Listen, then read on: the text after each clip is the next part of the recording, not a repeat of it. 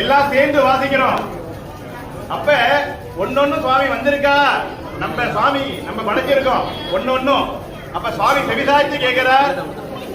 எல்லாமே ஒன்னொன்னு வாசித்ததுக்கு அப்புறம் எல்லாம் சேர்ந்து வாசிக்கிற மாதிரி கேட்டுக்கொள்கிறோம். நம்ம பார்வதி மதே அம்பிகா உடனுரை அபிமுகே பிற திருவடிகள் போற்றி போற்றி.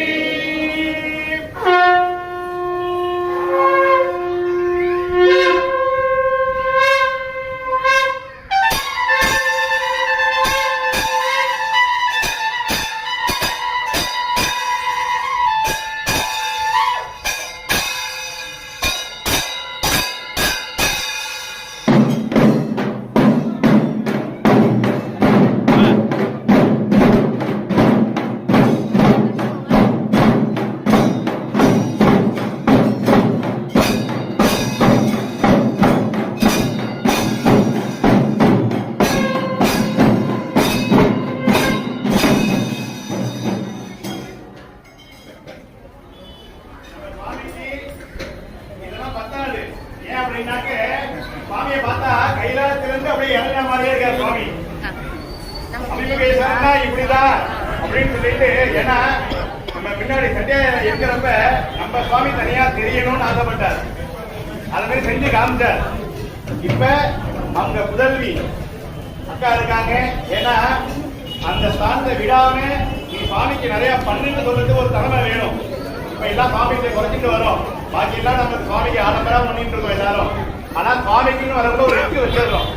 அந்த இக்கை எடுத்துட்டு நல்லா பண்ணுன்னு சொல்றது யாரு அப்படின்னாக்க அக்கா மட்டும்தான். ஏன்னா நான் நிறைய இதெல்லாம் பார்த்துட்டேன். எல்லா கோயிலுக்கும் நான் போயிருக்கேன். எல்லாம் பண்ணுவோம் ஆடம்பரமா. சுவாமிகிட்ட வரப்போ ஒண்ணுமே இருக்காது. இன்னைக்கு பாருங்க சுவாமிய ஆனா சுந்தராக இருக்காரு. எப்படி இருக்கார்? தலப்பா கட்ட பாருங்க எப்படி இருக்காருன்னா பூதத்துல இப்படிதான் இருக்கணும்னு சொல்லியிருக்கு. அந்த பூத வாகனம் நம்ம எல்லாருக்குமே தெரியும். 10 நாள் திருவிழால எல்லாரும் வாகனத்திலையும் சுவாமி வரார். அந்த பூத வாகனம் எதற்காக அப்படின்னாக்க ஒரு மனிதனுக்கு தலை கணம் இருக்கக்கூடாது. பூதன், பிரேதன், பிசாதன், பிரம்மராசதன், யமதூதன், சாகினி, தாகினி என்று சொல்லக்கூடிய தெய்வங்கள்லாம் இருக்கு. அப்ப நம்ம மனிதன் பூதமாவும் பிறந்திருக்கோம். லாஸ்டா போறப்ப என்ன சொல்றோம்? பூத உடல் சொல்றோம். அந்த பூத உடல்ல யார் இருக்கார்? சுவாமி வந்தார். அதுக்கப்புறம் நம்ம எப்படி இருக்கோம்? ஒரு பிடி சாம்பலாக மாறுகிறோம். அப்ப அந்த ஒரு பிடி சாம்பலா மாறணும் அப்படின்னாக்க நம்ம சரீரம் பூதமாக மாற வேண்டும். பூதமாக மாறினா மட்டும்தான் இறைவனுக்கு சாம்பலாக நம்ம போய் அவன் திருமேனியே மேல அங்கமாக போவோம். எல்லாரும் சொல்லுவான் சிவனுக்கு ஒண்ணுமே கிடையாது.